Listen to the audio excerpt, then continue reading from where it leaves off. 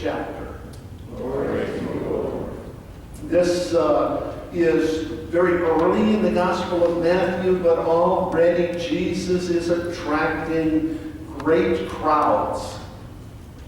And today we hear, when Jesus saw the crowds, he went up the mountain.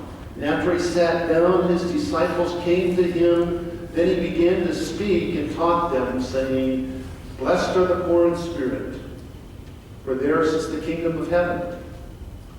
Blessed are those who mourn, for they will be comforted. Blessed are the meek, for they will inherit the earth. Blessed are those who hunger and thirst for righteousness, for they will be filled. Blessed are the merciful, for they will receive mercy. Blessed are the pure in heart, for they will see God. Blessed are the peacemakers, for they will be called children of God. Blessed are those who are persecuted for righteousness' sake, for theirs is the kingdom of heaven.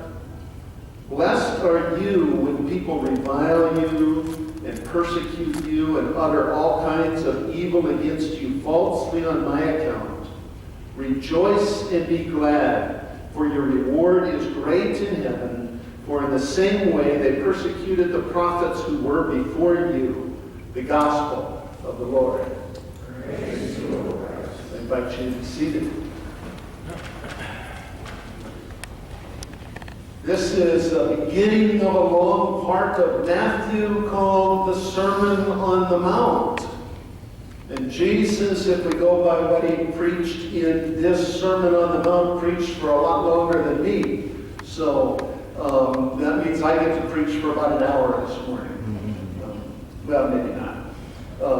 What we have, he started with what we know of as the Beatitudes, the blessings. And I want to put them back up on here so that we can see them as we're going to travel through them this morning. When the first people heard these words of Jesus, it had to be mind-blowing and life-changing. And these words still can be and are mind-blowing and life-changing. You see, with these, Jesus turned society upside down. The people who were and are the lower folks in society are now raised up.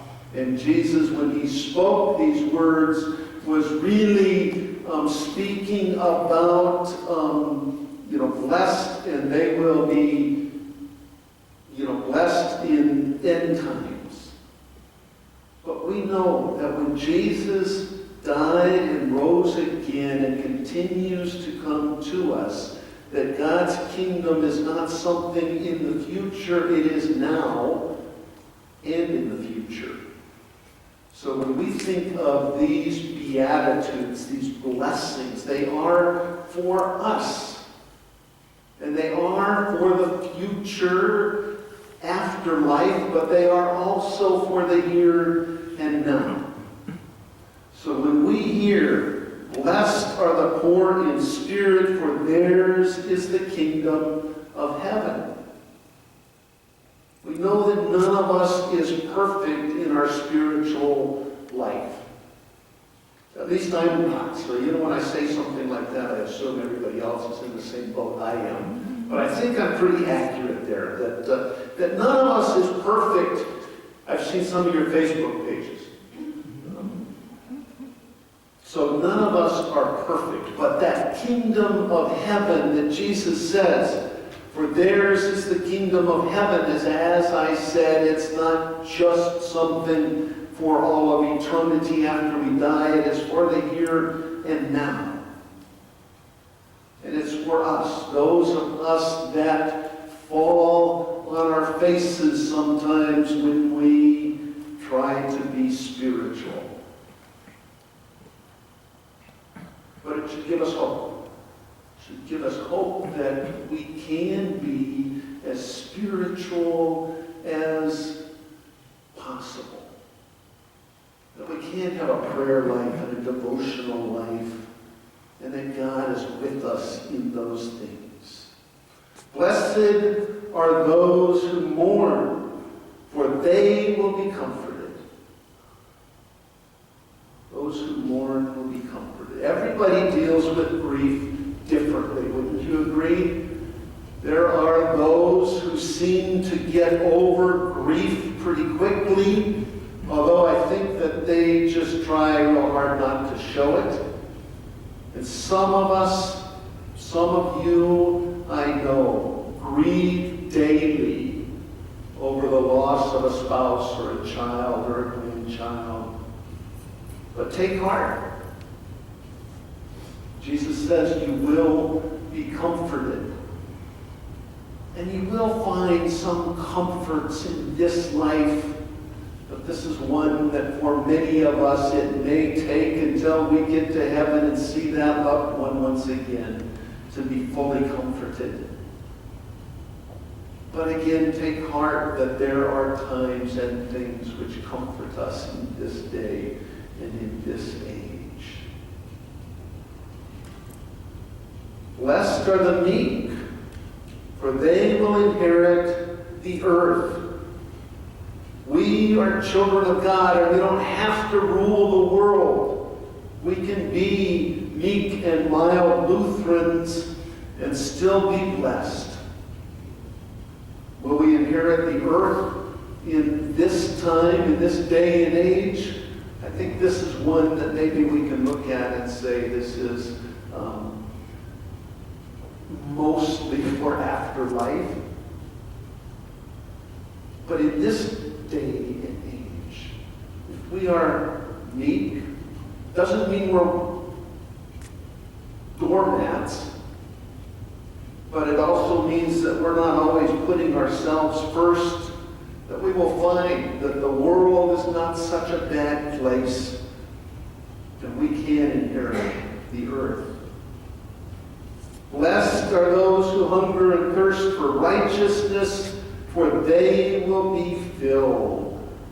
What does it mean to hunger and thirst for righteousness? It's what we do when we feed the hungry, when we clothe the poor, when we advocate for those people that have less than we do.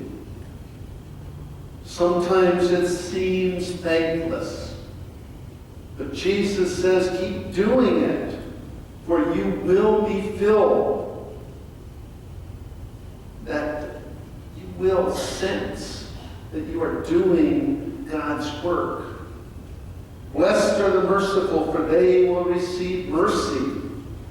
We can shower people with God's grace and God's mercy, not so that we receive mercy, but because we have already received that grace and mercy.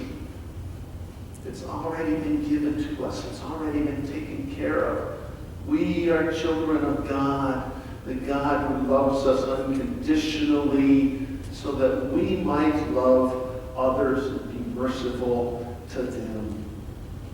Blessed are the pure in heart, for they will see God. For the pure in heart. Once again, I'm not so sure there's many pure in heart, but in God's eyes, we are pure in heart. Martin Luther said that we are saint and sinner at the same time. That we all fall short of the glory of God, but we are forgiven and loved at the very same time. Blessed are the peacemakers, for they will be called children of God. Blessed are the peacemakers. We sing a song once in a while that goes like this. When our song says peace and the world says war, we will sing despite the world. We will trust the song, for we sing of God who breaks the spear and sword and stills the storm of war. We are called to be peacemakers. And when we are peacemakers, we will be called children of God. Blessed are those who are persecuted for righteousness' sake, for for theirs is the kingdom of heaven. I'm pretty sure in this room have not often faced persecution because of our faith. But if we are, rest assured that God is with us. As we've been going through these Beatitudes, these blessings, have you noticed that all of them are in the third person plural? Blessed are they, blessed, and they will receive this, so it's all they. And then Jesus turns it just a bit. It's no longer blessed are they, but blessed are you. In the second person plural. Blessed are you when people revile you and persecute you and utter all kinds of evil against you falsely on my account. Doesn't sound like much of a blessing, does it?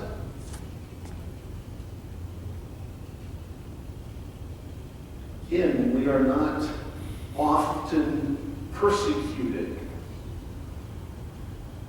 But I have had conversations with people who don't agree with the Christian faith and who have been rather abrupt and blunt and argumentative. And Jesus tells us that in those situations